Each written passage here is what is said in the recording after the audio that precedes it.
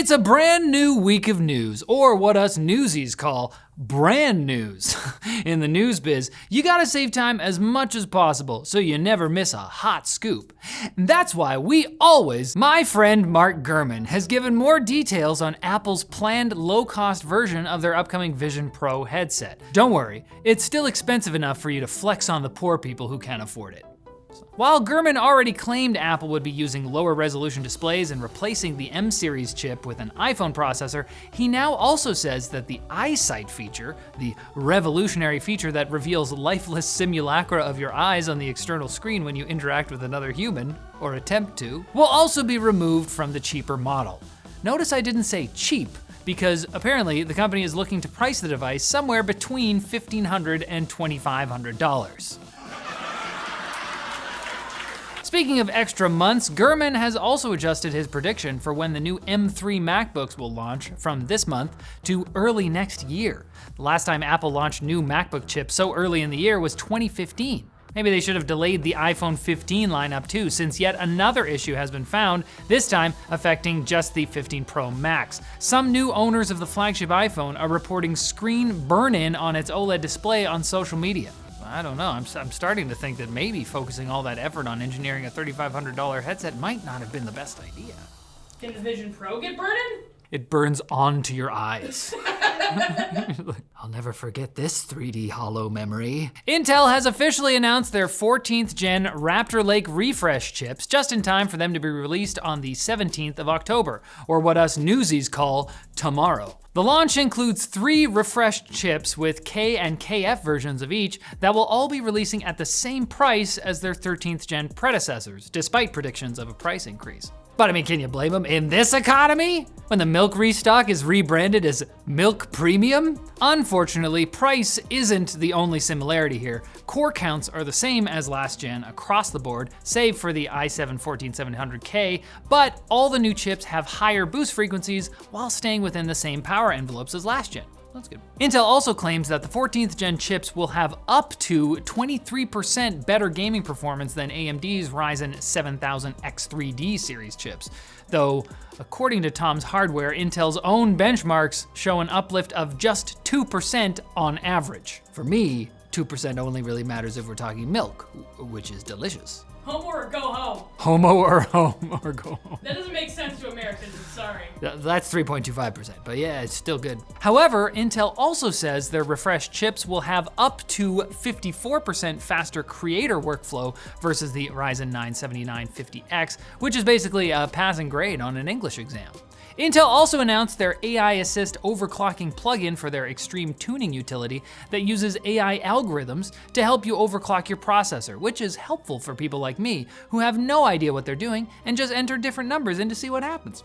It's like betting your computer on a hand of poker, but if you win, it just gets slightly faster. And if you lose, you smell burnt toast.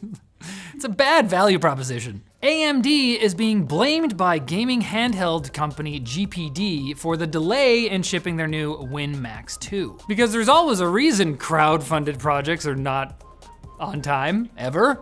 GPD has gone as far as to accuse Team Red of breach of contract because they didn't supply enough Ryzen 7 7840U APUs. Like all the best stories involving delayed products, GPD posted an update on the WinMax 2's Indiegogo page, saying that AMD did not deliver enough of the chips to GPD's upstream supplier, and therefore they didn't receive their expected second batch of APUs to fulfill backer orders. According to GPD themselves, all configurations with 32 gigs or 64 gigs of memory and 2 terabytes of storage are affected, and GPD seems to have no estimate for when affected orders will be delivered. According to video cards, these sorts of posts from board and OEM partners are rare, probably because most partners know to fear the android known as Dr. Lisa Su and the laser beams she shoots from her eyes. Now it's time for Quick Bits, brought to you by DeleteMe, the company that specializes in keeping your personal data personal. With a simple Google search, you can find hundreds of online profiles sharing your personal information, which can lead to annoying robocalls, scam emails, and higher risk of identity theft. Instead of you wasting hours of your own time figuring out how to remove this data, DeleteMe does it for you. Their team of experts and special software can opt you out from these people search websites in no time, and they'll even send you regularly personalized privacy reports showing what info they found, where they found it, and what they removed. If you want to get your personal information removed from search results on the web, go to joindeleteme.com/techlink and use code techlink for 20% off. With the calming regality of Mufasa's spirit, Simba. Now, it's time for quick bits. Is that okay? NVIDIA is hell-bent on pushing the envelope regarding what level of chunk is acceptable for graphics cards, but one intrepid modder has had enough. A Redditor going by Tech Taxi slapped the cooler of a 2-slot Gainward RTX 4070 Ghost OC onto the PCB of a Gainward RTX 4080 Phoenix GX, resulting in, astonishingly, a normal size graphics card. What? The smallest commercially available RTX 4080 is the 2.5-slot Asus ProArt model, but hopefully the extensive performance data Tech Taxi included in his post proves to NVIDIA that it is, in fact, still possible to make graphics cards that can fit in your freezer. That's the part where you ask me, why the freezer? And I say, no, no. I'm not telling you, that's where I keep my GPUs. Google's VP of Engineering for Android, Dave Burke, announced in a Reddit AMA last week that the Pixel 8 and other OEMs will be able to support lossless audio output over USB-C. According to Burke, while Android 14 supports the feature in software, any Android phones need baked-in hardware support to make the magic happen. Something Burke didn't mention is the Pixel 8's support for display over USB-C, which it has, at least if you root your phone to get around the block that Google put on it for some reason. Why?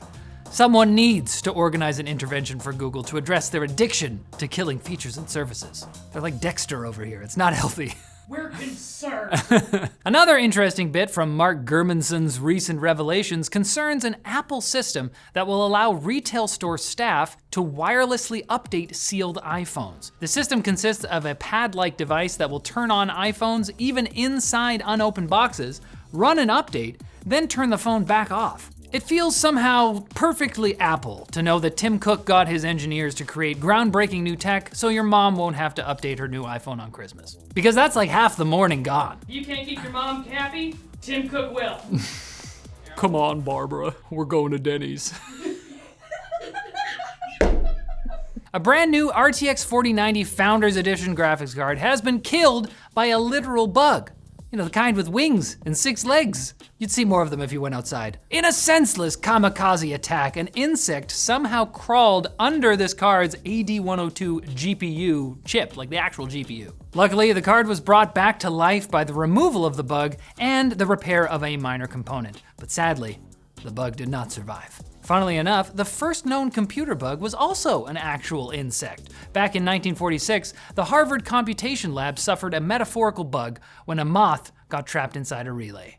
Relays were bigger back then. What the heck was that? What is this, TechWiki? And telehealth platform Simple Practice is warning patients that Apple's new video reactions in FaceTime might result in call participants accidentally adding a heart emoji or virtual confetti during an awkward moment. The reactions are enabled by default, and 8 of them can be set off just by hand gestures.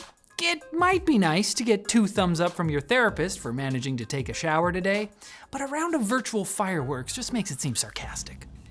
Great job, nice, oh God, where's my next client? But I'm not being sarcastic when I say you should come back on Wednesday for more tech news. Shower or not, we don't care.